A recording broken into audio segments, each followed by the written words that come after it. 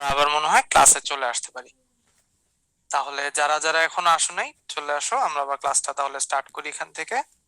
আমরা এই pole question 2 পর্যন্ত হচ্ছে দেখলাম ব্রেকের আগে। এইবার আমরা স্টার্ট করব হচ্ছে আরেকটা অংশ। তাপগতিবিদ্যার প্রথম সূত্রের অনেকগুলা রূপ হয়, এটা তোমরা জানো, এবং বিভিন্ন তাপীয় প্রক্রিয়ার জন্য আলাদা আলাদা কিছু ফর্মুলা আমাদের জেনে রাখতে হয়। যেমন এখানে W equals to nRT ln V2/V1, এই যে ফর্মুলাটা তোমরা এখানে দেখতে পাচ্ছ, W equals to nRT ln V2/V1 এর এই ফর্মুলাটা কিন্তু কিসের ফর্মুলা? এটা হচ্ছে গিয়ে সমষ্ণ প্রক্রিয়ায় কৃতকাজের ফর্মুলা। এই প্রক্রিয়াটা হচ্ছে, এটা মানে ফর্মুলাটা কিসের? এটা হচ্ছে সমষ্ণ প্রক্রিয়ায় আমরা যদি কখনো কৃতকাজ ক্যালকুলেট করতে যাই, তাহলে সমষ্ণ প্রক্রিয়ায় কৃতকাজের ফর্মুলা হচ্ছে কি আমার এই W equals to nRT ln V2/V1। আবার W equals to nR divided by 1 minus gamma into T2 minus T1, এটা যদি আমাদের আবার দিতে বলে বা এই ফর্মুলাটা কিসের যদি আমরা জানতে চাই, এটা হচ্ছে অ্যাডায়াবেটিক প্রসেস, যেটা বাংলায় আমরা বলি রুদ্ধতাপীয় প্রক্রিয়া। রুদ্ধতাপীয় প্রক্রিয়ায় কৃতকাজ বের করার formula P1V1 is equals two P2V2, যেহেতু এখানে টেম্পারেচার নাই, সো এটা হচ্ছে আমাদের সমষ্ণ প্রক্রিয়ার formula. CP minus CV is equals to R, এটা তোমরা জানো। সিপি আর সিভি হচ্ছে, সিপি হচ্ছে স্থির চাপে মোলার আপেক্ষিক তাপ, সিভি হচ্ছে স্থির আয়তনে মোলার আপেক্ষিক তাপ। একটা থেকে একটাকে মাইনাস করলে ক্যাপিটাল আর পাওয়া যায়, আর একটাকে একটা দিয়ে ডিভাইড করলে গামা পাওয়া যায়। আর এদের মধ্যে সম্পর্ক হচ্ছে CV is equals to R by gamma minus 1। তাহলে এই যে ফর্মুলাগুলা, এই ফর্মুলাগুলা কিন্তু আমাদের একটু অবশ্যই জেনে রাখা লাগবে। তেমনি গামার যে ভ্যালু আছে, এই যে CP minus CP divided by CV is equals to gamma, এই গামার ফর্মুলাটা আবার কিন্তু তোমাকে এরকম করে মনে রাখা লাগবে যে গামার ক্ষেত্রে কিন্তু মান কয়টা হয়? গামার ক্ষেত্রে মান হয় 3 রকমের, তাই না? গামার ক্ষেত্রে আমরা 3 রকমের ভ্যালু 3টা স্পেশাল স্পেশাল কেসে দেখতে পাই। নরমালি এগুলো তোমার প্রশ্নের মধ্যে দিয়ে দেওয়ার কথা, কিন্তু অনেক সময় আমরা অঙ্ক করার সময় দেখি যে প্রশ্নের মধ্যে দেয়া নাই, তখন আমাদের কিন্তু মাথা থেকে বের করে বা নিজের জানা ভ্যালুগুলা দিয়ে অঙ্ক করতে হয়।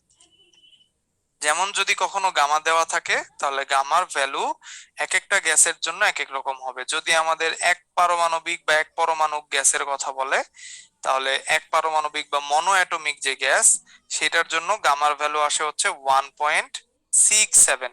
মনে রাখবা পরমাণুর সংখ্যা, আমি এভাবে করে মনে রাখি, এক একজন এক এক ভাবে মনে রাখতে পারে, যে গামার ভ্যালু সবচেয়ে বেশি হয় যখন পরমাণু সংখ্যা হয় সবচেয়ে কম।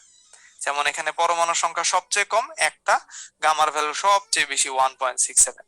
আর যখন পরমাণুর ভ্যালু বা পরমাণুর সংখ্যা বেড়ে অনেক হয়ে যাবে, বহু পারমাণবিক গ্যাস হয়ে যাবে, তখন গামার ভ্যালু হয়ে যাবে সবচেয়ে কম, মানে 1.33। মাঝে থাকলো একটা, সেটা হচ্ছে ডাইঅ্যাটমিক যদি হয় বা দ্বিপরমাণু গ্যাস যদি হয়, তাহলে গামার ভ্যালু হচ্ছে এদের মাঝখান দিয়ে একটা ভ্যালু 1.41 অথবা 1.4। প্রশ্নে যদি উল্লেখ করে দেয় এক পরমাণু দ্বিপরমাণু গ্যাস বহু পরমাণু গ্যাস, সেই অনুযায়ী গামার ভ্যালু বসাবো। প্রশ্নে যদি গামার ভ্যালু দিয়েই দেয় তাহলে তো হয়ে গেল। প্রশ্নে যদি বলে দেয় যে অক্সিজেন গ্যাস এভাবে বলে, তাহলে O2 মানে 1.4। যদি বলে অ্যামোনিয়া গ্যাস, তাহলে NH3, এটার মানে বহু পারমাণবিক 1.33।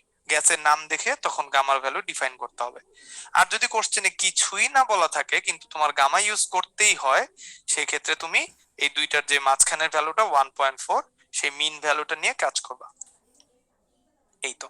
তাহলে এই যে ফর্মুলাগুলা, এগুলা কিন্তু আমাদের মনে রাখতে হবে। এর পাশাপাশি সিপি সিভি এগুলো তো বললামই। সিপি হচ্ছে গিয়ে স্থির চাপে মোলার আপেক্ষিক তাপ, এটাকে বলা হয় হচ্ছে গিয়ে স্থির চাপে মোলার আপেক্ষিক তাপ বা মোলার স্পেসিফিক হিট এট কনস্ট্যান্ট প্রেসার। তাহলে এটা হচ্ছে স্থির চাপে মোলার আপেক্ষিক তাপ। আর সিভি যেটা, এটাকে বলা হয় হচ্ছে গিয়ে স্থির, নিচে সাবস্ক্রিপ্টটা দেখে আমরা বুঝবো যে কোনটা কনস্ট্যান্ট আছে, এটা স্থির আয়তনে মোলার আপেক্ষিক তাপ। P1 V1 to the power gamma is equals to P2 V2 to the power gamma, T1 V1 to the power gamma minus 1, T2 V2 to the power gamma minus 1, R T1 P1 to the power 1 minus gamma by gamma equals to T2 P2 to the power 1 minus gamma by gamma। এইখানে তিনটা formula দেখতে পাচ্ছ। এই তিনটা ফর্মুলাই একটা প্রসেসের জন্য। কোন প্রসেস? তিনটা ফর্মুলাই আমার রুদ্ধতাপীয় প্রক্রিয়ার জন্য। তিনটা ফর্মুলাই রুদ্ধতাপীয় প্রক্রিয়ার জন্য, একটা পি এবং ভি এর মধ্যে, আর একটা টি এবং ভি এর মধ্যে, এবং পরেরটা টি এবং পি এর মধ্যে সম্পর্ক স্থাপন করা ফর্মুলা। এই ফর্মুলাগুলো আমাদের মনে রাখতে হবে। এইগুলা মোটামুটি আমরা মনে রাখলেই নেক্সট লেভেলে যে অঙ্কগুলা থাকবে সেগুলা করতে পারবো। তাহলে নেক্সটে আমরা যদি একটু খেয়াল করে দেখি, একটা অঙ্ক দেয়া যে একটা আদর্শ গ্যাসকে 27 ডিগ্রি সেলসিয়াস তাপমাত্রায় হঠাৎ, এই যে ওয়ার্ডটা হঠাৎ, অ্যাব্রাপ্টলি, সাডেনলি, হুট করে বা বা খুব দ্রুত, এরকম যদি ঠাসঠুস কোনো কিছু করি, এরকম হঠাৎ এরকম ক্লু ওয়ার্ড দেওয়া থাকলেই আমরা বুঝে নিব এটা কোন প্রসেসের কথা বলা, এটা রুদ্ধতাপীয় প্রসেসের কথা বলা। এটা আমরা যদিও জানি, বই আমরা এগুলো করছি অঙ্ক, এরকম থাকলে আমরা রুদ্ধতাপীয় ধরে নিই। তাহলে আমরা গিভেন ডেটা গুলো একটু লিখে রাখি। আমাদের গিভেন ডেটা গুলোর মধ্যে বলা একটা আদর্শ গ্যাসকে 27 ডিগ্রি সেলসিয়াস তাপমাত্রা, আমি এবার আবারও একসাথে লিখলাম। T1 এর ভ্যালু 300 কেলভিন। আমার মনে হয় 27 ডিগ্রি সেলসিয়াসকে 300 কেলভিন আমরা এখন একবারেই লিখতে পারি। এটা গেল। এবং বলের মূল আয়তনের 8/27, গামার ভ্যালুটা বলে দেওয়া আছে, গামার ভ্যালু বলে দেওয়া আছে 5/3, এবং বলা 8/27 আয়তনে সংকুচিত করা হলো, সংকোচনের পর তাপমাত্রা কত হবে? সংকোচনের পর নতুন যে তাপমাত্রা T2, এইটা তোমাকে বের করতে বলেছে। তো যেহেতু আমাদের ভলিউমের কথা, আদি ভলিউম, পরের ভলিউম, আদি আয়তন, শেষের আয়তন কি হবে কিছু বলা নাই, আমাদের অঙ্ক ধরে নিতে হবে। তাহলে লেট আমরা ধরে নেই ইনিশিয়াল যে ভলিউমটা ছিল V1, সেটা হচ্ছে গিয়ে কত, এটার ভ্যালু হচ্ছে x। অনেকে ক্যাপিটাল ভি ধরেও করতে পারো, সমস্যা নাই। V1 যদি x হয়, তাহলে ফাইনাল যে ভলিউমটা হবে V2, সেটা কতটুকু হবে? x এর 8/27 আকারে সংকুচিত করা হলো। তাহলে 8x divided by 27, 8x divided by 27, এটা হচ্ছে কি আমাদের বলে দেয়া আছে কোশ্চেনের মধ্যে। হয়ে গেল ডেটা লেখা। এখন আমার গামার ভ্যালু দেওয়া, আমাকে টি টেম্পারেচার বের করতে হবে এবং ভলিউম দেওয়া আছে। তাহলে ভলিউম আর টেম্পারেচারের সম্পর্কযুক্ত যে ফর্মুলা, এবং কোন প্রসেসের জন্য? রুদ্ধতাপীয় প্রসেসের জন্য। তাহলে রুদ্ধতাপীয় প্রক্রিয়ায় টেম্পারেচার আর ভলিউমের মধ্যে সম্পর্ক স্থাপনকারী ফর্মুলা হচ্ছে T1 V1 to the power gamma minus 1। অনেকে কিন্তু এই জায়গায় এসে ভুল করি, অনেকে মনে করি টোটাল T1 V1 এর উপরই মনে হয় পাওয়ার। খুব কেয়ারফুল থাকবা, গামা মাইনাস 1টা শুধুমাত্র কিন্তু ভলিউমের উপর, ঠিক আছে? এটা T2 V2 টু দি পাওয়ার, এখানে আবার অনেকে তাড়াহুড়ায় গামা মাইনাস 2 লিখে আসে। এইগুলা কিন্তু খুবই ছোট্টখাট্ট ভুল, এইগুলা জানি পরীক্ষার হলে না হয়। গামা মাইনাস 1, তাহলে T1 V1 to the power gamma minus 1 equals to T2 V2 to the power gamma minus 1।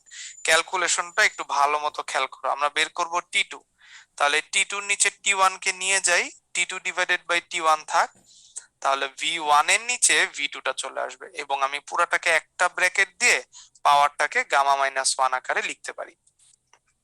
ঠিক আছে? তাহলে এখন আমরা এই V1 বাই V2 এর অংশটুকু ক্যালকুলেট করে আসি। V1 এর ভ্যালু কত? V1 এর ভ্যালু হচ্ছে x, আর V2 এর ভ্যালু কত? V2 এর ভ্যালু হচ্ছে 8x ডিভাইডেড বাই 27, যেটা আমরা গ্রিন কালার দিয়ে আগেই লিখে রাখছিলাম। এটা আমরা এইভাবেই বসালাম। আর উপরে গামার ভ্যালু হচ্ছে 5 ডিভাইডেড বাই 3 মাইনাস 1। তাহলে এখান থেকে কি কাটা যাবে? এইখানে একটা x, এখানে একটা x, এটা কাটাকাটি চলে যাবে। কাটা চলে গেলে আমার 27 যে বসবে হচ্ছে উপরে, 8 থাকবে হচ্ছে গিয়ে নিচে, এবং এই টোটালটার উপর পাওয়ার আসবে হচ্ছে, আমি যদি 3 লসাগু নেই তাহলে 5 মাইনাস 3, তার মানে 2 ডিভাইডেড বাই 3, 2/3 আসবে পুরাটার উপর পাওয়ার। তাহলে 2/3 যদি পুরাটার উপর পাওয়ার আসে, এই লাইনটাকে আমি কিন্তু চাইলে এইভাবেও লিখতে পারি, 3 রুট ওভার, যেটাকে আমরা বলি ঘনমূল, 3√27/8। পুরাটাকে যদি আমি ব্র্যাকেট দিয়ে একটা স্কয়ার লিখি, তাহলেও কিন্তু আমার অ্যান্সার কারেক্টই আসে, মানে সেম আসে। ঠিক আছে? 3√27/8, 3 রুট মানে ঘনমূল যদি করে ফেলি ওই পাশে খালি স্কোয়ারটা থাকবে। তো 27 একটা ঘন সংখ্যা, 8 একটা ঘন সংখ্যা, তাহলে আমরা জানি 3 কিউবড করলে 27 আসে, তাহলে 3 কিউবড আমাদের 27 কে 3 রুট করলে রেজাল্ট আসবে 3। আবার 2 কে কিউব করলে 8 আসে, তাহলে এটা রেজাল্ট চলে আসবে 2, এবং টোটালটার বাইরে আছে স্কোয়ার।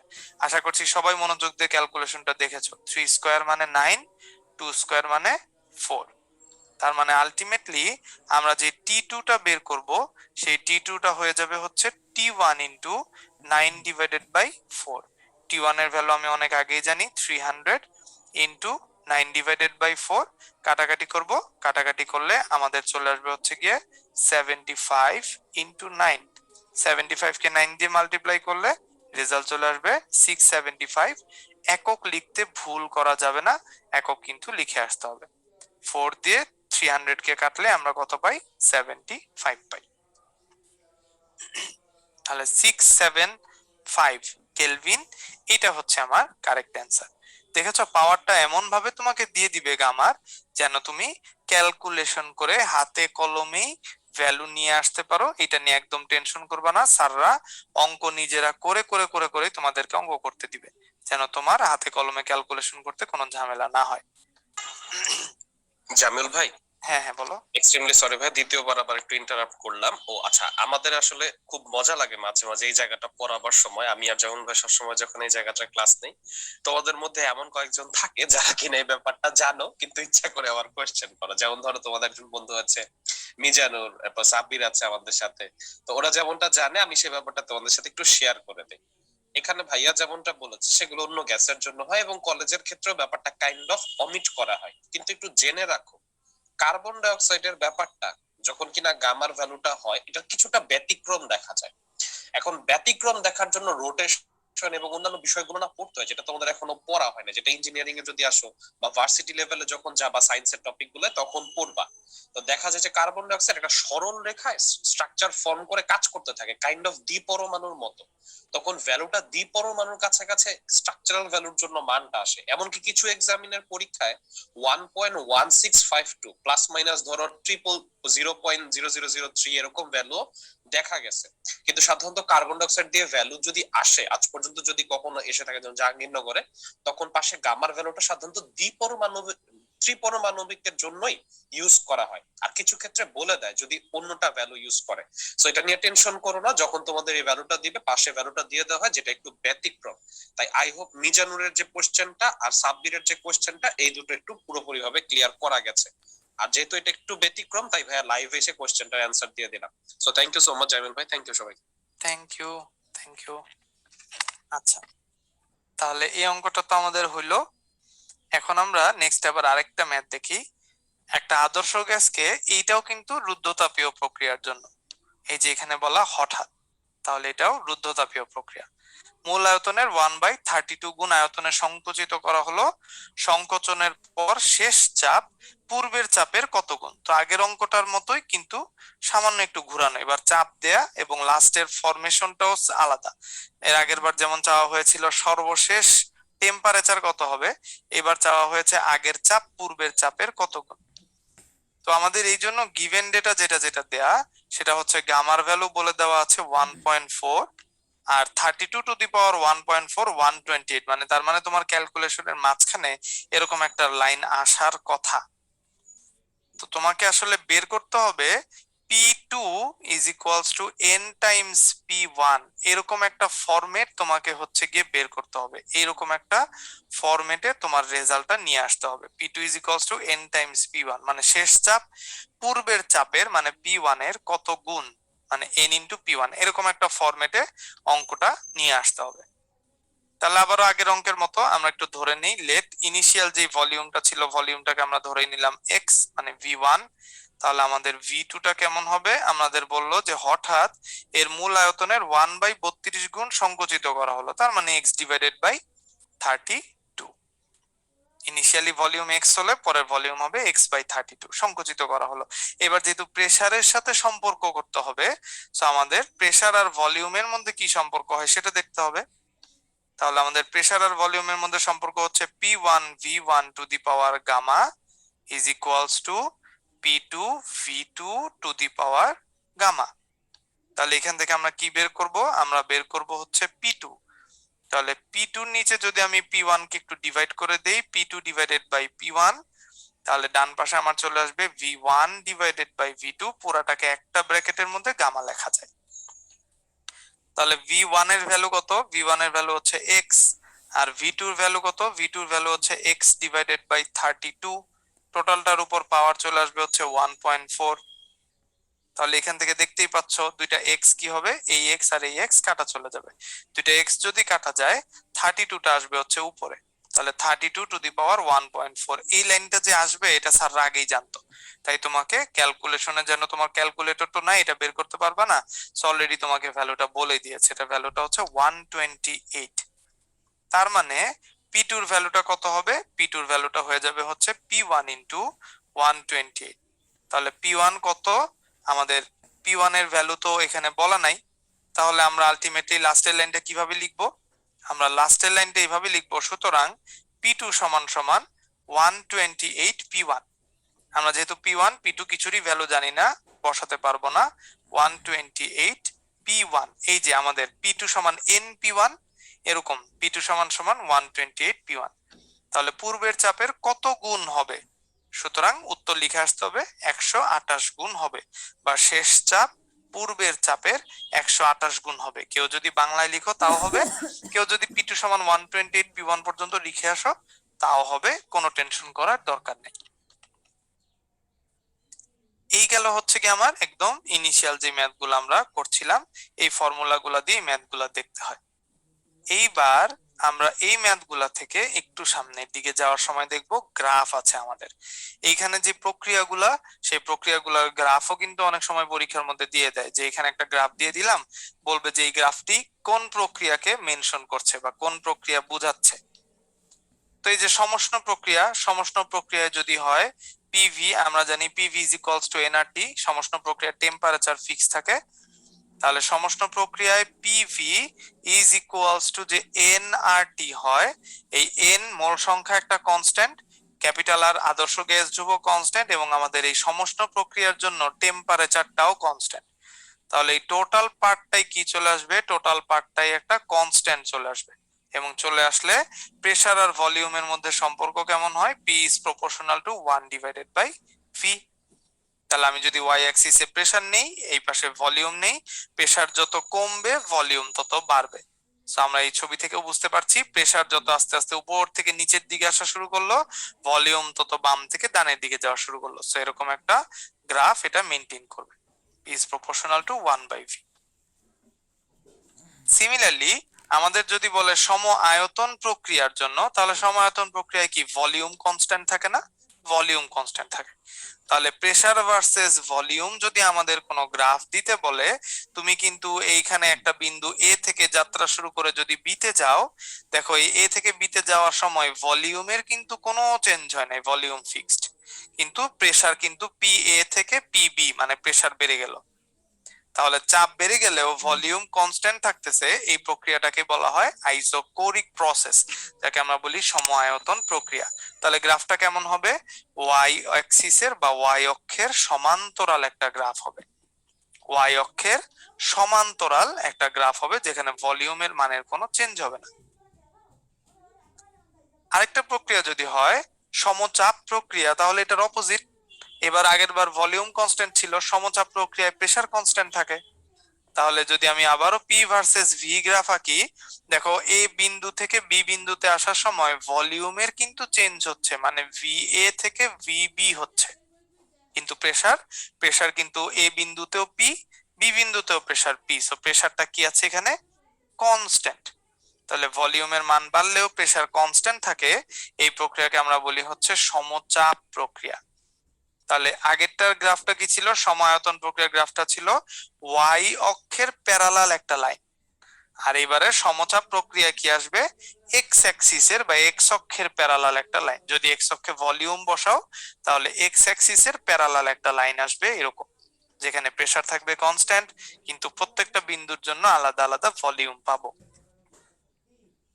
আরেকটা যে গ্রাফ আমাদের কমনলি আসে সেটা হচ্ছে রুদ্ধতাপীয় প্রক্রিয়া বা অ্যাডায়াবেটিক প্রসেসের গ্রাফ।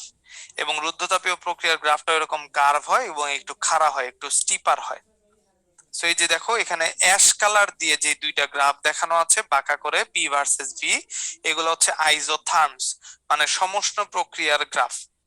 এই যে অ্যাশ কালারের যে গ্রাফগুলা, এইটা তারপর এইটা, এই গ্রাফগুলা কি প্রক্রিয়ার গ্রাফ? এগুলো হচ্ছে আইজোথার্মস বা সমষ্ণ প্রক্রিয়ার গ্রাফ। আর এই যে গ্রিন কালারের যে গ্রাফটা দেখতে পাচ্ছ, এটা কি প্রক্রিয়ার গ্রাফ? রুদ্ধতাপীয় প্রক্রিয়ার গ্রাফ। এবং আশা করছি এটা তোমরা সবাই বইয়ের মধ্যে পড়ে আসছো যে রুদ্ধতাপীয় রেখা সমষ্ণ রেখা থেকে অধিকতর খাড়া। রুদ্ধতাপীয় রেখা সমষ্ণ রেখা থেকে অধিকতর খাড়া, কারণ রুদ্ধতাপীয় রেখার যে ঢাল আসে, আমাদের তপন স্যারের বই খুললে দেখবে একটা প্রুফ দেয়া আছে এখানে, এইটার এই লাইনটার, রুদ্ধতাপীয় প্রক্রিয়ার যে ঢাল আসে সেটা সমষ্ণ প্রক্রিয়ার ঢালের চেয়ে গামা টাইমস খাড়া হয়।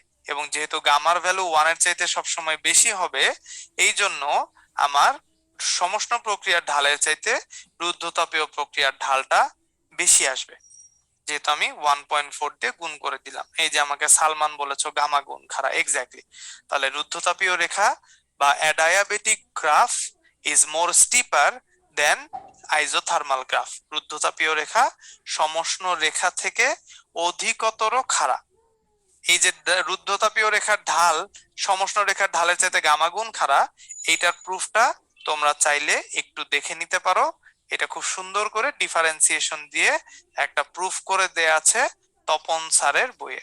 আমার জানা মতে তপন স্যারের পুরানো বইয়ে, আমাদের সময়কার বইয়ে তো ছিলই, পুরানো বই বলতে 2015-16 এর বই বা 17 এর বইগুলো একটু দেখো, এখনকার যে বড় বইটা সেটার মধ্যে থাকার কথা।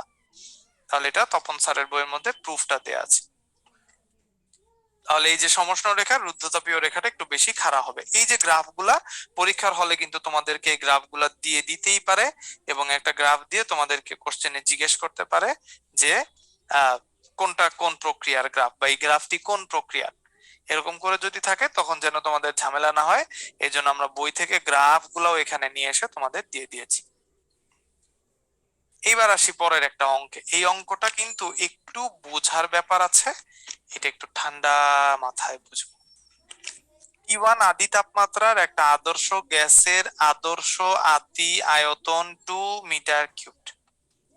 ঠিক আছে, তাহলে আমরা একটু এই পাশে লিখে রাখি।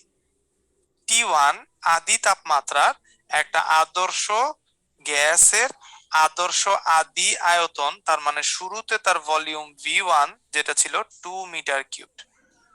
রুদ্ধতাপীয় প্রক্রিয়ায় প্রসারণের ফলে এর আয়তন 4 মিটার কিউবড হয়, তার মানে নতুন একটা ভলিউম পাবো, সেটা হচ্ছে 4 মিটার কিউবড। তারপর সমষ্ণ প্রক্রিয়ায় আবার প্রসারিত করায় আয়তন হয় 10 মিটার কিউব, তার মানে আবার নতুন ভলিউম পাবো, ওটা আরো বড়, ওটা কত? 10 মিটার কিউব। পরবর্তী ধাপে রুদ্ধতাপীয় প্রক্রিয়ায় সংকুচিত করায় তাপমাত্রা পুনরায় টি1 হলো। আমাকে বলেছে এর চূড়ান্ত আয়তন কত হবে, মানে ফাইনালি এটার একটা ভলিউম আসবে, সেটা হচ্ছে V4। এইটা তোমাকে বের করতে হবে, এইটা হচ্ছে তোমার গিভেন ডেটা। আবারও বলি, V1 দেয়া আছে, আমরা রুদ্ধতাপীয় প্রক্রিয়া প্রসারিত করলাম, V2 হয়ে গেল। তারপর আবার একটা প্রক্রিয়া প্রসারিত করলাম, সমষ্ণ প্রক্রিয়া V3 হয়ে গেল। এরপর আমরা সংকুচিত করলাম, তাহলে প্রসেস কতগুলা ভালো মতো খেয়াল করো।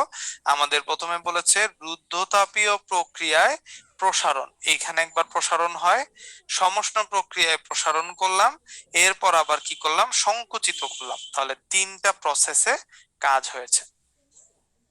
তাহলে আমরা যদি একটু টেম্পারেচারের দিকে খেয়াল করি, এই জিনিসটা কিন্তু সম্পূর্ণটাই একটা একটা কি বলে ইনিশিয়াল টেম্পারেচারে ফিরে আসা বোঝাচ্ছে।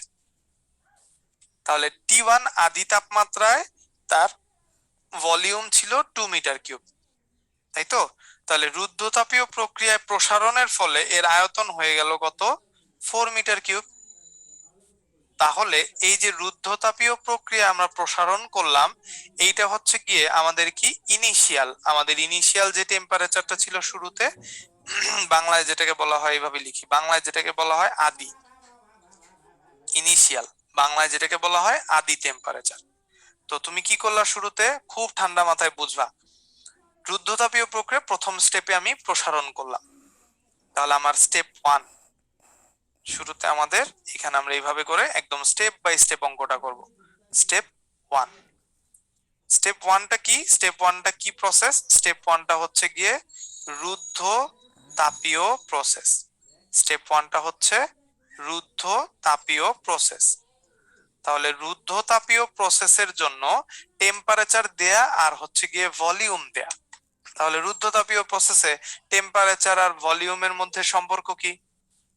রুদ্ধ তাপীয় প্রসেসে টেম্পারেচার আর ভলিউমের মধ্যে সম্পর্ক হচ্ছে T1 V1 to the power gamma equals to T2 V2 to the power gamma. ঠিক আছে, T1 V1 to the power gamma is equals to T2 V2 to the power gamma. তাহলে যদি এইটা আমার ফর্মুলা হয়, এইখান থেকে যদি এখন আমি T2 ডিভাইডেড বাই T1 বের করে নিতে চাই, এইটা থেকে যদি আমি T2 ডিভাইডেড বাই T1 বের করে নিতে চাই, তাহলে সরি গামা মাইনাস 1 হবে, V1 গামা মাইনাস 1, এটাও হবে গামা মাইনাস 1। হ্যাঁ ঠিক আছে, তাহলে T2 ডিভাইডেড বাই T1 যদি আমি বের করে নিতে চাই, তাহলে আমার এখানে ফর্মুলা কি আসবে? V1 divided by V2 whole to the power gamma minus 1। আমি একবার একটা ব্র্যাকেটের ভিতর লিখতে পারি। তাহলে T1 V1 to the power gamma minus 1, T2 V2 to the power gamma minus 1। তোমাদেরকে তো বলেইছি আগে রুদ্ধতাপীয় প্রক্রিয়ার 3টা ফর্মুলা হয়, টেম্পারেচার ভলিউমের মধ্যে সম্পর্কযুক্ত যে ফর্মুলা সেটা লিখলাম। তাহলে এখন মান বসাই। V1 এর মান কত? এই যে রেড কালার দিয়ে তুমি লিখে রাখছো 2। আর V2 এর মান কত? V2 এর মান হচ্ছে গিয়ে 4। তাহলে এই যে আমরা দুইটা ভ্যালু বসায় পুরাটার উপর পাওয়ার দিব কত? Gamma minus 1। গামার ভ্যালু কিন্তু আমাদের বলে দেয়া নাই, তাহলে গামা মাইনাস 1 এটা এরকম করে থাকলো। তাহলে 2 ডিভাইডেড বাই 4 আমার কি চলে আসবে ভিতরে? Half. Half to the power gamma minus 1, এটা কি আসলো আমার ultimately? T2 divided by T1। এটাকে আমি এখান থেকে 1 নাম্বার একটা ইকুয়েশন লিখে রাখলাম। শেষ, আমার স্টেপ 1 শেষ। এখানে আমি এটা ছাড়া আর কিচ্ছু বের করতে পারবো না। আমি T2 তো জানি না, T1 এর ভ্যালু জানি না, T2টাই আমাকে আলটিমেটলি বের করতে হবে। এবং যেহেতু এখানে T1 এর কোনো ভ্যালু দেওয়া নাই, T1টাকে T1 আকারে রেখে দেওয়া আছে, তো বাম পাশে তুমি কোনো ভ্যালু বসাতে পারবা না। তাহলে T2 বাই T1 থাকলো, ডান পাশে half to the power gamma minus 1 আমি এই পর্যন্ত এনে রাখতে পারলাম। এইবার কই যাব? স্টেপ 2। স্টেপ 2তে দেখো তো কি বলা? তারপর সমষ্ণ প্রক্রিয়ায় প্রসারিত করায় আয়তন হলো 10 মিটার কিউবড। সমষ্ণ প্রক্রিয়ায় প্রসারিত করায় আয়তন হলো 10 মিটার কিউব। তার মানে স্টেপ 2তে টেম্পারেচারের কোনো চেঞ্জ নাই, এইটা কি সবাই বুঝছো? সমষ্ণ প্রক্রিয়াতে কিন্তু টেম্পারেচারের কোনো চেঞ্জ হবে না। তাহলে যেহেতু সমষ্ণ প্রক্রিয়ায় টেম্পারেচারের কোনো রকমের চেঞ্জ হবে না, সেই ক্ষেত্রে আমরা স্টেপ 1 এর লাস্টে যে টেম্পারেচারটা পেয়েছি সেই T2ই থাকবে। সমষ্ণ প্রক্রিয়ায় টেম্পারেচারের কোনো চেঞ্জ হবে না, তাই T2 পূর্বের মতো একই থাকবে। T2 পূর্বের মতো একই থাকবে, মানে সমষ্ণ প্রক্রিয়ার সম্পূর্ণ অংশ জুড়ে T2 এর কোনো চেঞ্জ নাই, কিন্তু ভলিউমটা কিন্তু চেঞ্জ হয়ে যাবে। তাহলে ভলিউম V2 পরিবর্তন হবে। সমষ্ণ প্রক্রিয়ায় তো তাপমাত্রা পরিবর্তন হয় না, আর তো সবাই চেঞ্জ হতে পারে।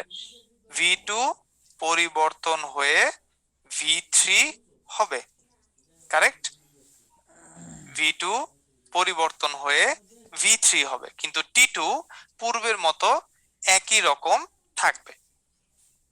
তাহলে আমাদের কি স্টেপ 2 শেষ। স্টেপ 2তে আমাকে অ্যাকচুয়ালি কোনো অঙ্ক করতে হবে না, বা এখানে আসলে আমাকে কোনো ম্যাথ সলভ করতে হবে না। আমাদের আলটিমেটলি T2 এর ভ্যালুটা আসবে স্টেপ 3 থেকে। স্টেপ 3টাও আবার কেমন? স্টেপ 3তে তুমি যদি আবার একটু পড়ো, তাহলে বলা পরবর্তী ধাপে রুদ্ধতাপীয় প্রক্রিয়ায় সংকুচিত করায় তাপমাত্রা পুনরায় T1 হলো। তাহলে স্টেপ 3 কি? স্টেপ 3 হচ্ছে গিয়ে রুদ্ধতাপীয় প্রক্রিয়া। তাহলে প্রথমে আমাদের যে রুদ্ধতাপীয় প্রক্রিয়াটা ছিল, সেখানে আমরা T1 থেকে কই গিয়েছিলাম? টি1 থেকে গিয়েছিলাম টি2 তে।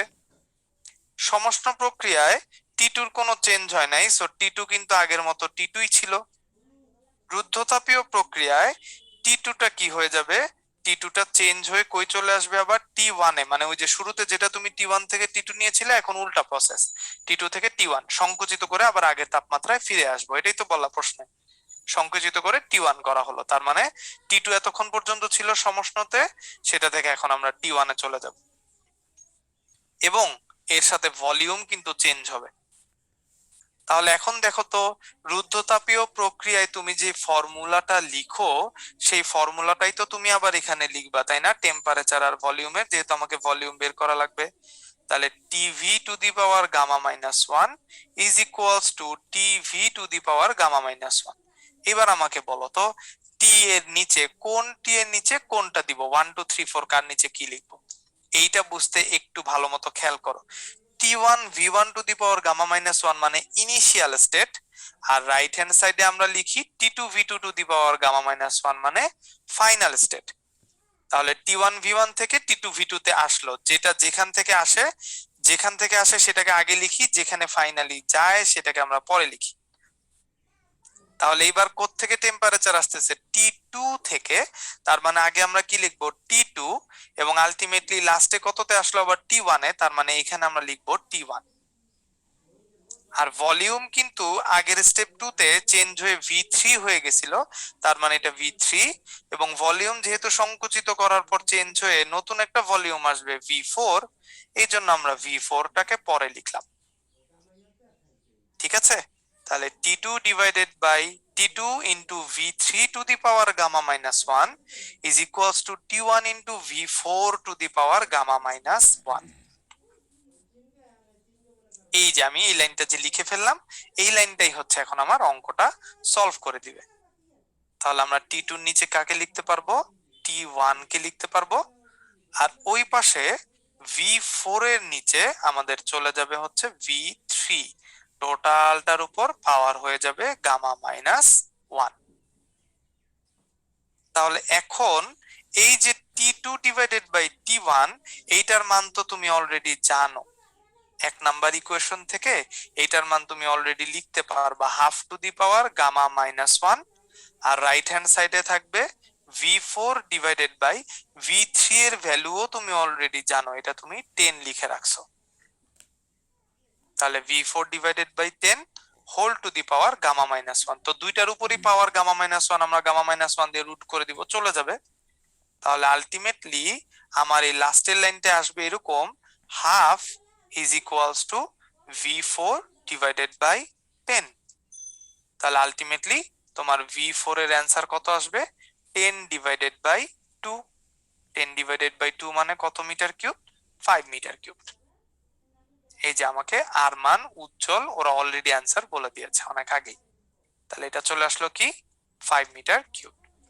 এই অঙ্কটাও কিন্তু একটু থিওরিটিক্যাল অঙ্ক, এই অঙ্কটা একটু কনসেপচুয়াল অঙ্ক, এই অঙ্কতে সেই পরিমাণে ভ্যালু দেয়া নাই, কিন্তু আসলে আমি কোন স্টেপ থেকে কোন স্টেপে যাচ্ছি এটা কিন্তু একটু বোঝার ব্যাপার আছে। সো আমি তোমাদেরকে এই অঙ্কটুক আরেকবার বলে দিই। আমাদের শুরুতে টেম্পারেচার ছিল টি1, সেই টেম্পারেচারে ভলিউম ছিল ভি1, নতুন টেম্পারেচার হলো টি2 এবং ভলিউম হয়ে গেল ভি2। আমি আবারও বুঝাচ্ছি, যাদের ঝামেলা আছে এখনো মনোযোগ দিয়ে শোন। প্রথম টেম্পারেচার ছিল টি1, ভলিউম ছিল ভি1 which is 2 মিটার কিউব। পরবর্তীতে টেম্পারেচার হয়ে গেল টি2, ভলিউম হয়ে গেল ভি2 which is 4 মিটার কিউব। তাহলে আমাদের স্টেপ 1 হচ্ছে রুদ্ধতাপীয় প্রসারণ। তাহলে টি1 থেকে টি2 টেম্পারেচারে যাওয়ার জন্য রুদ্ধতাপীয় প্রসারণ হলো, প্রসারণ হয়ে আমাদের এইখানে ভলিউম বেড়ে গেল। তাহলে ফর্মুলাটা কি, রুদ্ধতাপীয়তে টেম্পারেচার আর ভলিউমের ফর্মুলা এটা, টি1 ভি1 to the power gamma minus one, টি2 ভি2 to the power gamma minus one. তাহলে আমরা টি2 এর নিচে টি1 কে ভাগ করে দিলাম, ভি1 এর নিচে ভি2 কে ভাগ করে দিলাম, পাওয়ারটা একসাথে নিয়ে নিলাম, গামা মাইনাস ওয়ান থাকলো, ভি1 এর ভ্যালু 2, ভি2 এর ভ্যালু 4, প্রশ্নেই দেয়া আছে হাফ। 1 নাম্বার ইকুয়েশন শেষ। এইখানে আমি একটু লিখে রাখি এটাও, ফ্রম 1, এই যে এইখানে তোমরা আবার মনে করবা যে half to the power gamma minus one কোত্থেকে আনছি, সো ফ্রম 1। এটা পরে আসি। তাহলে আমরা কি করলাম, প্রথমে আমরা এই 1 নাম্বার ইকুয়েশনটা পেলাম। স্টেপ 2 তে বলা তারপর সমষ্ণ প্রক্রিয়ায় আবারও প্রসারিত হতে দেয় তার ভলিউম চেঞ্জ হয়ে গেল। তাহলে ভলিউম কিন্তু চেঞ্জ হয়ে V2 থেকে V3 হয়েছে ঠিকই, কিন্তু টেম্পারেচার কিন্তু চেঞ্জ হয় নাই। সমষ্ণ প্রক্রিয়ায় তাপমাত্রা সেম থাকে। তাহলে T2 T2ই থাকবে, কিন্তু V2 থাকবে না। V2 চেঞ্জ হয়ে V3 হয়ে যাবে। তাহলে ভলিউম চেঞ্জ হলো, টেম্পারেচার পূর্বের মতো একই থাকলো। এই স্টেপে আমার কোনো অঙ্ক নাই, এই স্টেপ দিয়ে আমি কিছু করতে পারবো না।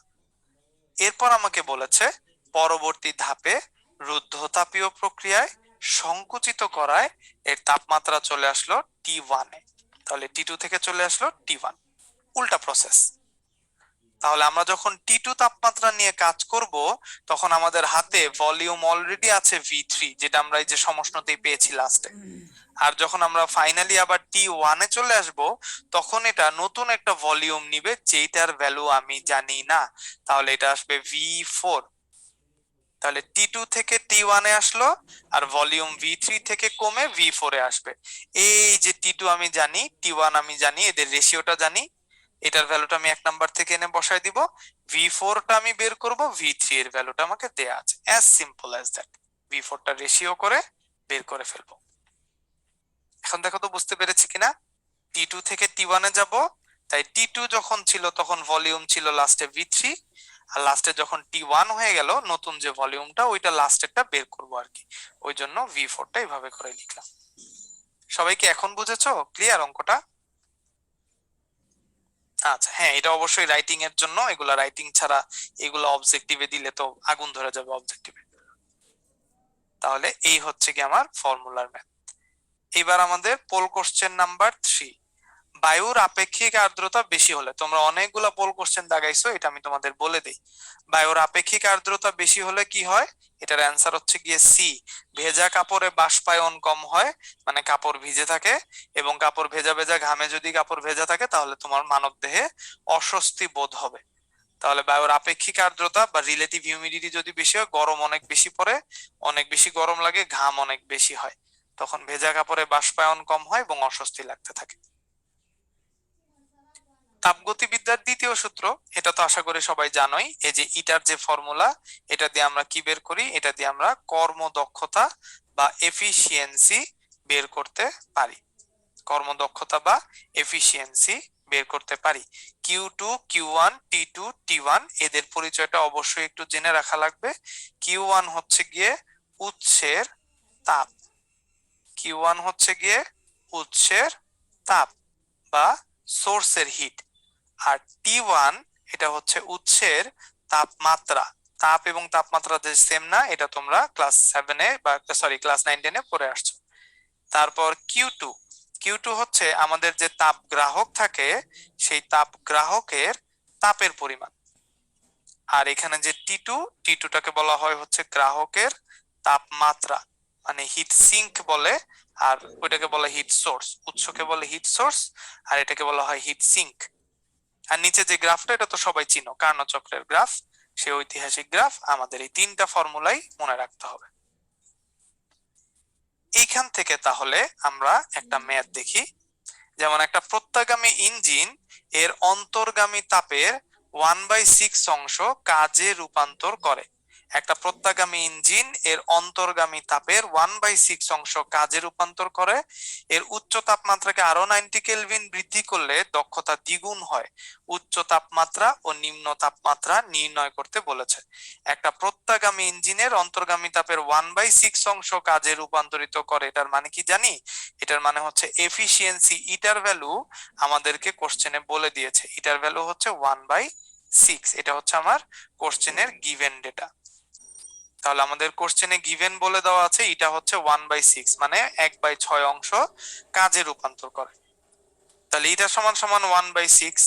এখন আমরা ফর্মুলা কি জানি? আমরা ফর্মুলা জানি এটা সমান সমান 1 minus T2 divided by T1।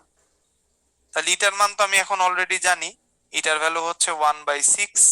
আর এখানে 1 মাইনাস T2 তো জানি না, T1 ও জানি না। আমাকে প্রশ্নে দুইটাই বের করতে বলেছে, যে উচ্চ তাপমাত্রা নিম্ন তাপমাত্রা নির্ণয় কর। তো আমি T2 ও জানি না, T1 ও জানি না, তাহলে তো একটু ঝামেলা। তাহলে এইখান থেকে আমরা T2 বাই T1 কে বাম পাশে নিয়ে আসি, T2 ডিভাইডেড বাই T1, আর ডান পাশে আমরা 1 মাইনাস 1 বাই 6 করে ফেলি। তাহলে 1 মাইনাস 1 বাই 6 করলে 6 মাইনাস 1 মানে 5 বাই 6 আসে। তাহলে T2 আর T1 এর মধ্যে একটা সম্পর্ক লেখা যায় কিভাবে? তাহলে আমরা T2 আর T1 এর মধ্যে সম্পর্ক লিখতে পারি এইভাবে যে T2 সমান সমান 5 ডিভাইডেড বাই 6 T1, T2 সমান সমান 5 ডিভাইডেড বাই 6 T1, এরকম একটা সম্পর্ক লিখে আমরা এরকম এক নাম্বার একটা নাম্বার দিয়ে রাখি। তাহলে আমার প্রথম যে লাইনটা দেয়া যে একটা প্রত্যাগামী ইঞ্জিন তার অন্তর্গামী তাপের 1/6 অংশ কাজে রূপান্তর করে, সেইটা থেকে আমরা কি করতে পারলাম? আমরা T2 আর T1 এর মধ্যে একটা সম্পর্ক নির্ণয় করতে পারলাম। এখন আমার অজানা রাশি কত? অজানা রাশি হচ্ছে দুইটা। এই যে এমা আমাকে বলেছো 100% দিয়ে গুণ করব না। এমা, বাম পাশে ইটার ভ্যালু যদি তুমি 1/6 রাখো, ডান পাশেও কিন্তু একটা 1 মাইনাস, এই যে আগের slide, 1 minus T2 by T1 into 100% ছিল। তো আমি বাম পাশে যেহেতু 100% দেই নাই, মানে আমি ডান পাশের 100%ও দিব না, তাহলে আমার দুই পাশ থেকে 100% নাই, ঝামেলা শেষ। তাহলে আমার 100% কনভার্সন নিয়ে আর ঝামেলা হলো না, এই জন্য আমি কোনো পাশেই পার্সেন্ট লিখি নাই। তাহলে T2 সমান 5/6 T1। এইবার আমার তো অজানা রাশি দুইটা, আমার ইকুয়েশন লাগবে কয়টা সলভ করতে? দুইটা ইকুয়েশন সলভ করা লাগবে। এইবার একটু ভালো মতো খেয়াল করো, আমাদের বলে দেয়া আছে এর উচ্চ তাপমাত্রাকে আরো 90 কেলভিন বৃদ্ধি করলে দক্ষতা দ্বিগুণ হয়। সো আমাদের বলা আছে যে যদি আমরা উচ্চ তাপমাত্রা যেটা মানে T1 যেটা, সেটাকে আমরা 90 কেলভিন বাড়াই, মানে T1 প্রাইম সমান সমান T1 প্লাস 90 কেলভিন হয়, যদি T1 প্রাইমটা T1 প্লাস 90 কেলভিন হয়, তখন দক্ষতাটা কি হয়ে যাবে? দ্বিগুণ হয়ে যাবে। তাহলে তখন ইটা প্রাইম সমান সমান 2 ইটা চলে আসবে। এই লাইনটা কি সবাই বুঝছো? উচ্চ তাপমাত্রা T1, তাকে যদি আমি আরো 90 কেলভিন বাড়াই, মানে নতুন একটা T1 প্রাইম নিয়ে আসি, তাহলে তার এফিসিয়েন্সি ইটা প্রাইম হয়ে যাবে 2 ইন্টু ইটা, মানে পূর্বের দক্ষতার দ্বিগুণ, 2 ইন্টু ইটা। সিমুন হাসান, T1 উচ্চ টেম্পারেচার কেমনে? এই যে এমনে। T1 উৎসের তাপমাত্রা, উৎসের তাপমাত্রা সব সময় উচ্চতে থাকে, বেশি থাকে। তাহলে ইটা প্রাইম সমান সমান কি হবে? 2 ইটা হবে। তাহলে এখান থেকে তুমি ইটা প্রাইমের ভ্যালুটা বের করে নিতে পারবা না? 2 ইন্টু ইটার ভ্যালু কত? ইটার ভ্যালু 1/6। তাহলে ইটা প্রাইমের ভ্যালুটা কত আসবে? ইটা প্রাইমের ভ্যালু আসবে 1/3। যদি T1 প্রাইম আমরা T1 প্লাস 90 কেলভিন করি, তাহলে ইটা প্রাইমের ভ্যালুটা চলে আসবে 1/3। তাহলে আমরা এখন ইটা প্রাইমের জন্য ফর্মুলাটা লিখে ফেলি। তাহলে ইটা প্রাইমের জন্য ফর্মুলাটা আগের মতোই আসবে, সমান সমান 1 মাইনাস T2 ডিভাইডেড বাই, খেয়াল রাখতে হবে T2 বাই T1 প্রাইম হবে, কিন্তু T2 বাই T1 প্রাইম হবে। কেন T2 এর উপর প্রাইম দিলাম না? কারণ T2 তো আমি চেঞ্জ করি নাই, শুধুমাত্র T1 টা চেঞ্জ করেছি, তাই T1 প্রাইম বসালেই এটা প্রাইম নতুন একটা দক্ষতা চলে আসবে, ভ্যালু চেঞ্জ হয়ে যাবে, তখন এটা চলে আসবে। হয়ে গেল? তাহলে এইখান থেকে এই যে T2 এর ভ্যালুটা, এখন যদি আমরা এটাকে একটু এই পাশে লিখে আনি, তাহলে T2 divided by T1 prime is equals to চলে আসবে 1 মাইনাস ইটা প্রাইম। তাহলে 1 মাইনাস ইটা প্রাইমের ভ্যালু হচ্ছে 1/3, তাহলে 3 লসাগু নিলে চলে আসবে 3 মাইনাস 1, তাহলে 2 ডিভাইডেড বাই 3। তাহলে T2 divided by T1 prime আমার চলে আসলো কত? 2 ডিভাইডেড বাই 3। তাহলে এখন আমাকে বলো তো, যে যদি আমি এই T2 এর ভ্যালুটা এই জায়গাটায় নিয়ে সাবস্টিটিউট করতে চাই এবং T1 প্রাইমের ভ্যালুটাও বসাই, তাহলে জিনিসটা কেমন আসে? তাহলে T2 divided by T1 plus 90, এটাই তো T1 প্রাইমের ভ্যালু। আর এই পাশে তাহলে কত থাকবে? এই পাশে আমার থাকবে হচ্ছে 2 ডিভাইডেড বাই 3। তাহলে এই পাশে থাকবে হচ্ছে 2 ডিভাইডেড বাই 3। একটু আর গুণন করে দেই, আর গুণন করে দিলে এইটা চলে আসবে হচ্ছে 3T2, আর এই পাশে চলে আসবে হচ্ছে 2 ইন্টু T1 প্লাস 90। এই লাইনটাকে আমি চাইলে আরো একটা লাইন এক্সট্রা লিখতে পারি, 3T2 is equals two 2t1 plus 9 দুগুণে 180, তাহলে 180। তাহলে এই যে 3t2 সমান সমান 2t1 প্লাস 180, এইখান থেকে আমি যদি এখন t2 এর ভ্যালুটা বসাই, t2 এর ভ্যালুটা কত? t2 এর ভ্যালুটা হচ্ছে 5 ডিভাইডেড বাই 6 t1। এই পাশে আমার তাহলে কত থাকবে? 2t1 plus 180। কোথা থেকে ভ্যালু বসালাম? ফ্রম 1, 1 নাম্বার ইকুয়েশন থেকে ভ্যালু বসালাম। তাহলে 3 কে আমরা 6 দিয়ে কাটতে পারি, 3 দুগুণে 6, তাহলে এখান থেকে আমার আসবে হচ্ছে 5 ডিভাইডেড বাই 2 t1। আর এই পাশ থেকে যদি আমি একটা 2t1 কে মাইনাস করে এই পাশে নিয়ে আসি, আমার ওই পাশে থেকে যাবে 180। তাহলে আমি যদি এখন এখান থেকে একটা t1 কমন নিয়ে ফেলি, তাহলে আমার এখানে চলে আসবে 5/2 মাইনাস 1, এবং এখান থেকে আমার চলে আসবে রাইট হ্যান্ড সাইডে 180। অঙ্কটা কিন্তু সলভ হয়ে যাচ্ছে, তাই না? তাহলে t1 আমি যদি লসাগু নেই 2, তাহলে এটা চলে আসবে কত? এটা আসবে 5 মাইনাস 2, এই পাশে কত আসবে? 180। তার মানে আমার t1 তার সাথে 5 মাইনাস 2 মানে 3/2, এই পাশে থাকবে 180। তার মানে আমার t1 ইজ ইকুয়ালস টু হবে 180 ইন্টু 2, সরি 1 মিনিট, এটা না, আগের স্লাইডে, এই যে। তাহলে এইখান থেকে আমরা কি দেখলাম? তো দাগ পড়ে গেল একটা, 1 মিনিট দাঁড়াও। হ্যাঁ, এই এখন আমরা কি দেখলাম? তাহলে আমরা দেখলাম যে এখানে কত আসলো? 5 মাইনাস 2 মানে 3/2। তাহলে t1 সমান সমান আসবে কত? 180 ইন্টু 2 ডিভাইডেড বাই 3, তাই না? তাহলে এখান থেকে সরি সরি সরি 5/2 মাইনাস 2 তো, তাই না? এটা 5/2 মাইনাস 2, সরি। তাহলে 2 লসাগু নিলে 2 মাইনাস 4, 2 মাইনাস 4, তাহলে 5/2 মাইনাস 2, এইটা আসবে হচ্ছে আমাদের 2 মাইনাস 4। তাহলে 2 মাইনাস 4 মানে 5 মাইনাস 4, 5 মাইনাস 4 মানে 1। খুবই দুঃখিত, সরি, এটা তো একটা 2 ছিল, তাই না? এখান থেকে যদি আমি t1 কমন নেই, তাহলে 5/2 মাইনাস 2 আসবে, ঠিক আছে। তাহলে 5/2 মাইনাস 5 মাইনাস 4 আসবে 1। তাহলে 180 কে সিম্পলি আমরা কি করব? 180 কে সিম্পলি আমরা 2 দিয়ে মাল্টিপ্লাই করে দিব, তাহলেই তো হয়ে গেছে। তাহলে 2 শূন্য 0, আর 2 গুণে 16 6, হাতের 1, 2 1 কে 2 আর 1 3, তাহলে 360 কেলভিন। এই যে আমার উচ্চ তাপমাত্রাটা চলে আসছে। তাহলে উচ্চ তাপমাত্রা কত? 360 কেলভিন। তাহলে ফ্রম 1 তুমি 1 নাম্বার ইকুয়েশনে এটার মানটা বসালেই t2 সমান সমান 5/6 ইন্টু 360 বসালেই t2 এর ভ্যালুটাও তুমি সুন্দর মতো 300 কেলভিন পেয়ে যাবা। t2 এর মানটাও তোমরা সুন্দর মতো 300 কেলভিন পেয়ে যাবে। যে মাসরিন আমাকে বলে দিয়েছে যে t1 এর ভ্যালু 360, t2 এর ভ্যালু 300, ঠিক আছে? তাহলে আমাদের অন্তর্গামী তাপের 1/6 অংশ যদি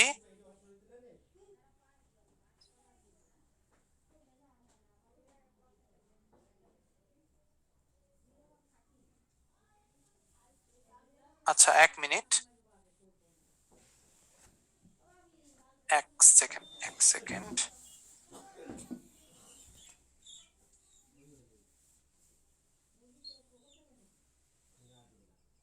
ভিডিওটা মনে হয় চলে গেছে, 1 সেকেন্ড, স্ক্রিন শেয়ারটা আবার দিই। এখন ঠিক আছে। আচ্ছা, তো যেটা আমরা বলছিলাম যে আমাদের 1/6 অংশ যেহেতু কাজে রূপান্তরিত হয়, তাই 1/6 অংশটা আমরা কি করব? এখানে এফিসিয়েন্সি আকারে দেয়া আছে। তো এটা দিয়ে তুমি t2 আর t1 এর মধ্যে একটা সম্পর্ক ক্রিয়েট করতে পারবা। আর আমাদের পরবর্তীতে বলা যে যেহেতু তোমার অজানা রাশি দুইটা, অবশ্যই তোমাকে দুইটা সমীকরণ দিয়ে নতুন একটা ভ্যালু বসায় ফর্ম ফিল আপ করতে, কি বলে, মানে ফর্ম ফ্যাক্টর বের করতে হবে। সো আমাদের এখানে t2 এর ভ্যালু আর t1 এর ভ্যালু সম্পর্কিত একটা মান আমরা পেলাম প্রথম লাইন থেকে। আর পরের লাইনে বলা একটা কন্ডিশন যে যদি t1 এর মান 90 কেলভিন বাড়াই, তাহলে দক্ষতা দ্বিগুণ হয়ে যাবে, মানে দক্ষতা 1/6 থেকে চলে আসবে 1/3। আর টেম্পারেচারে চেঞ্জ আসবে, t1 প্রাইম হবে t1 প্লাস 90। তা দক্ষতার ফর্মুলা তো একই, জাস্ট খালি t1 প্রাইম হওয়ার জন্য ইটাটাও প্রাইম হয়ে যাবে, তারপর মান বসানো, তারপর সিম্পলি কাটাকাটি করা। রোমান বলেছো ভাইয়া এইসব ম্যাথ কি স্কিপ করব? না, এইসব ম্যাথ স্কিপ করবা না। আমি বলি এই অঙ্কটা কিন্তু অবজেক্টিভে আসবে না, এই অঙ্কটা আসলে কিসে আসবে বলতো? রিটেনে আসবে। তো যদি রিটেনে আসে, তাহলে এই অঙ্কটা তুমি সবার লাস্টে অ্যাটেম্প্ট নিবা যদি তোমার কাছে যথেষ্ট পরিমাণ সময় থাকে এবং তোমার ধৈর্য থাকে, তোমার মাথা যদি ঠান্ডা থাকে। কিন্তু এই অঙ্ক করতে যে তুমি বাকি সব রিটেন বাদ দিলা, যেগুলো তুমি পারো, ওইটা বোকামি হবে। ঠিক আছে? এইটা অস্মিকা বলেছো ভাইয়া এটা শর্টে করা যায় না। না, এটা শর্টে করা যায় না ছোট্ট বন্ধু, খুবই দুঃখিত। এই অঙ্কের জন্য আসলে এটা থিওরিটিক্যাল অঙ্ক, এটা রিটেন অঙ্ক। তো এই অঙ্কগুলা সব সময় লাস্টে অ্যাটেম্প করতে হয়। যে অঙ্ক দেখবা চেহারা দেখে মনে হচ্ছে অনেক বড় বড় লাগবে, সেগুলো একদম লাস্টে অ্যাটেম্প করবা, মিলে গেলে মিললো, না মিললে নাই। আচ্ছা, তাহলে এটা সিম্পল ক্যালকুলেশন। এটা আরেকবার তোমরা দেখে নিলে আশা করছি পেরে যাবা বা বুঝে যাবা কিভাবে করছে। এবার তাহলে তোমাদের জন্য poll question number 4। Poll question 4 আমি এইটা লঞ্চ না করে তোমাদের দেখাই দিই। একটা তাপ ইঞ্জিনের কর্মদক্ষতা মানে আমার এফিসিয়েন্সি ভ্যালু বলে দেওয়া আছে।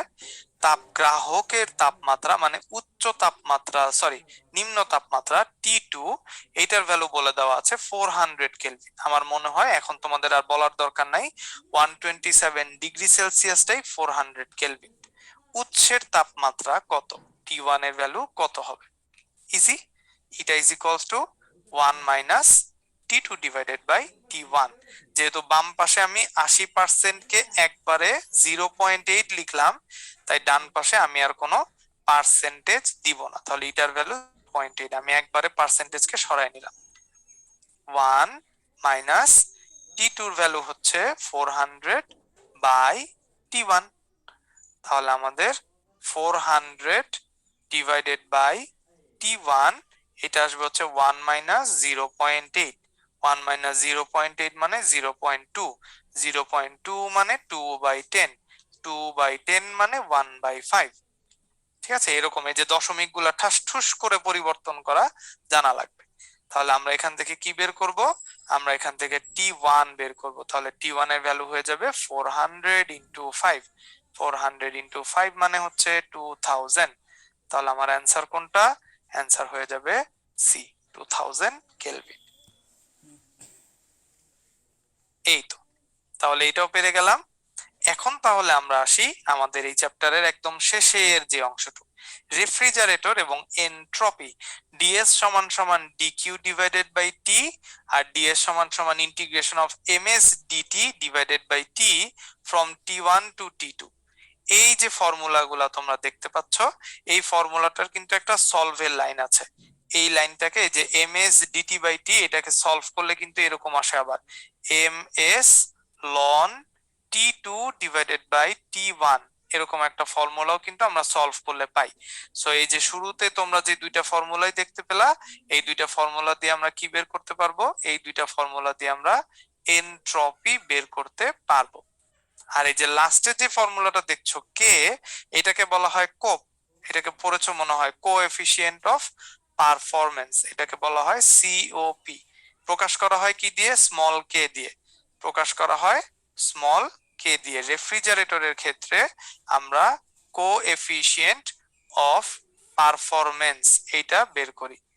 কোএফিসিয়েন্ট অফ পারফরম্যান্স বা কার্যকৃত সহগ যাকে বলা হয়, এটা বের করি। তাহলে এইটা হচ্ছে কি আমাদের সিওপি, কোএফিসিয়েন্ট অফ পারফরম্যান্স। এটা দিয়ে যদি আমরা এখন একটু ম্যাথ দেখতে যাই, একটা রেফ্রিজারেটরের কার্যকৃত সহগ মানে কোএফিসিয়েন্ট অফ পারফরম্যান্স, কে এর ভ্যালু বলে দেওয়া আছে কত? 4.6। তাহলে আমরা একটু এক পাশে লিখে রাখি, আমাদের গিভেন কে এর ভ্যালু বলে দেওয়া আছে 4.6। আর এটি ঠান্ডা প্রকোষ্ঠ হতে প্রতি চক্রে 250 জুল তাপ অপসারণ করে। তার মানে অপসারিত তাপ Q1, এটার ভ্যালু আমাদের বলে দেওয়া আছে 250 জুল। প্রতি চক্রে রেফ্রিজারেটর চালনা করার জন্য কি পরিমাণ কাজ করতে হবে? তার মানে আমাকে আসলে বের করতে বলেছে ডব্লিউ কত হবে, আর আমাদের বলেছে কি পরিমাণ তাপ প্রতি চক্রে বর্জন করবে, মানে Q2 এর ভ্যালু কত হবে। এই যে রেফ্রিজারেটরের অঙ্কের ক্ষেত্রে এইগুলা ভ্যালুগুলো আমাকে বের করতে বলেছে। Quite easy. তাহলে আমরা যখন এক নাম্বারটা সলভ করতে যাব, আমরা একটু আগে একটা ফর্মুলা দেখে আসলাম যে কোএফিসিয়েন্ট অফ পারফরম্যান্স কে, এটাকে লেখা যায় হচ্ছে Q1 ডিভাইডেড বাই W। তাহলে এখান থেকে যদি তোমাকে ডব্লিউটা বের করে নিয়ে আসতে বলে, অ্যাজ সিম্পল অ্যাজ দ্যাট, কিউ1 এর নিচে কে চলে যাবে। কিউ1 এর ভ্যালু হচ্ছে 250 জুল, আর কে এর ভ্যালু হচ্ছে 4.6। তাহলে আমরা এটাকে লিখতে পারি 250 জুল, আর 4.6 কে আমরা লিখতে পারি হচ্ছে গিয়ে 46 ডিভাইডেড বাই 10।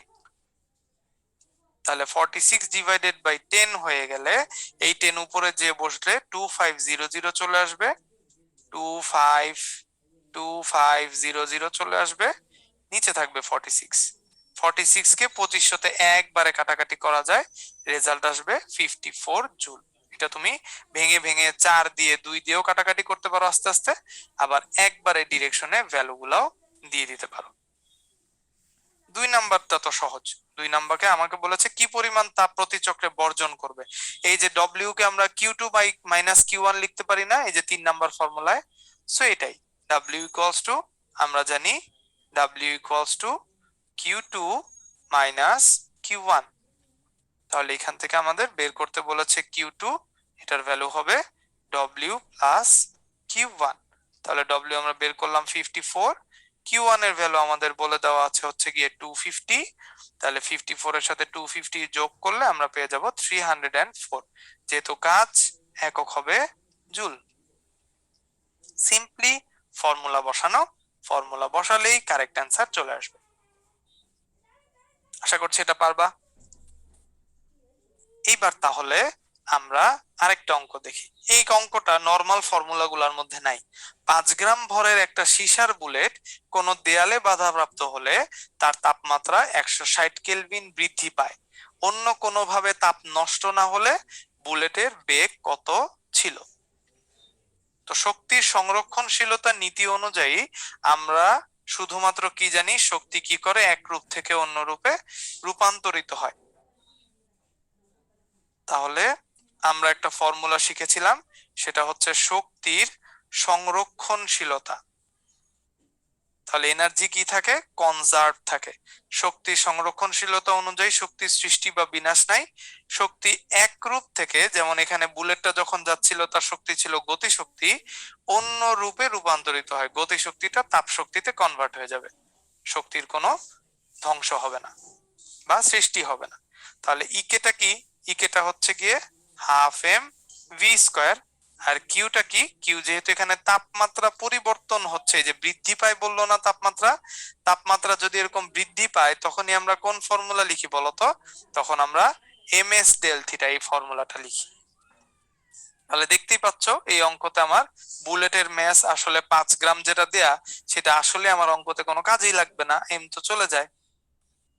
তাহলে এখান থেকে ভি স্কোয়ারের ভ্যালু আসবে হচ্ছে গিয়ে 2s ডেল্টা থিটা। তাহলে 2s এর ভ্যালু, এই যে সীসার আপেক্ষিক তাপ দিয়ে দেয়া আছে s এর ভ্যালু, তাহলে এটার ভ্যালু হচ্ছে গিয়ে 125, আর ডেল্টা থিটার ভ্যালু 160 কেলভিন, এটাও তোমাকে প্রশ্নের মধ্যে বলে দেয়া আছে। তাহলে 160 কেলভিন, 125 দুগুণে 250, 250 কে 160 দিয়ে গুণ করলে রেজাল্ট চলে আসবে হচ্ছে গিয়ে 4000, 4000, আরেকটা আসবে 40000, এরকম আসবে। তাহলে এত আসলো। আমার বের করতে হবে বুলেটের বেগ কত ছিল। ভি এর ভ্যালু আসবে হচ্ছে √4000, যেটাকে রুট করলে রেজাল্ট চলে আসে 200। 200 ইন্টু 200, এটা করার জন্য একদমই কষ্ট করা লাগে না। 4 এর রুট হচ্ছে 2, আর নিচে 10,000 এর রুট হচ্ছে 100। 2 কে 100 দিয়ে গুণ দিলে 200 আসে। এই জন্য তোমার ক্যালকুলেটরের কোনো প্রয়োজন নাই, এটা হাতে কলমেই করা যায়। ঠিক আছে? তাহলে ভি এর ভ্যালু 200 মিটার পার সেকেন্ড। আমাদের বলেও দিয়েছে কোনোভাবে তাপ নষ্ট না হলে। এটার মানেই কি বোঝায়? এটার মানেই বোঝায় শক্তি সংরক্ষণশীলতা নীতি। সম্পূর্ণ বুলেটের গতিশক্তি তাপ শক্তিতে কনভার্ট হয়ে গেল। ঠিক আছে? তাহলে আমরা এনট্রপি দিয়ে একটা ম্যাথ দেখবো। 0°C তাপমাত্রার 273 কেজি বরফকে 0°C তাপমাত্রার পানি বানানো হলো। এই যে বরফ যখন পানি হয় তখন 0° আর 0°র কোনো চেঞ্জ হয় না, এটাকে আমরা বলছিলাম অবস্থার পরিবর্তন, এটা সেম থাকে। অবস্থা যখন পরিবর্তন হবে, মানে বরফ যখন গলে পানি হবে, তখন অলওয়েজই টেম্পারেচার কি থাকবে? ফিক্স থাকবে। কারণ এখানে তাপমাত্রা পরিবর্তন হবে না, অবস্থার পরিবর্তন হবে। তাহলে আমাদের এনট্রপি বের করতে বলেছে। সো এনট্রপির ফর্মুলা হচ্ছে ডিএস সমান সমান ডিকিউ ডিভাইডেড বাই টি, এবং ডিকিউ এর যে মান সেটা অবশ্যই অবস্থার পরিবর্তনের সময়, যেটা বরফ গলে পানি হলে আমরা দেখেছিলাম একটু আগে এমএলএফ বসাতে হয়, ডিভাইডেড বাই টি। তাহলে ম্যাস কত, 273 কেজি বরফ ইন্টু এলএফ এর ভ্যালু হচ্ছে গিয়ে 3.36 ইন্টু 10⁵ ডিভাইডেড বাই টেম্পারেচার হচ্ছে 0 ডিগ্রি সেলসিয়াস। 0 ডিগ্রি সেলসিয়াস মানে 273 কেলভিন। 0 ডিগ্রি সেলসিয়াস মানে 273 কেলভিন। তাহলে নিচেও 273। অঙ্কটা দেখতে যত ভয়ের, এত ভয়ের কিন্তু না। এরা সবাই কাটাকাটি চলে যাবে, গেলে 3.36 ইন্টু 10⁵ এবং জুল পার কেলভিন, এইটা হচ্ছে কি আমার অ্যান্সার। তাহলে অ্যান্সার হয়ে যাবে এ, 3.36 10⁵। নিহা বলেছ ডিকিউ এর মান কখন এমএলএফ হবে, বুঝি নাই নিহা। ওই যে একটা অঙ্ক করেছিলাম শুরুতে, একটা উপর থেকে বরফের টুকরা নিচে পড়ে পানি হয়ে গেল। সো এরকম যখন বরফ পানি হয়, স্টেট চেঞ্জ হয়, তখন এম ইন্টু এলএফ হয়। যখন পানি গলে বা পানি থেকে বাষ্প হয়, পানি ভ্যাপার্ড হয়ে বাষ্প হয়, তখন এল ভি হয়। ঠিক আছে, বাষ্পীভবনের আপেক্ষিক সুপ্ততাপ বসে। মিম বলল পোল সব আপনিই করলেন। হ্যাঁ করলাম, আমার অঙ্ক করতে ইচ্ছা করে না, আশ্চর্য। আচ্ছা, এখন তাহলে আমাকে সবাই একটু চ্যাট বক্সে জানাও তো, এই পর্যন্ত যতগুলা অঙ্ক দেখানো হয়েছে, অঙ্কগুলা মাথায় মোটামুটি বুঝেছো কিনা?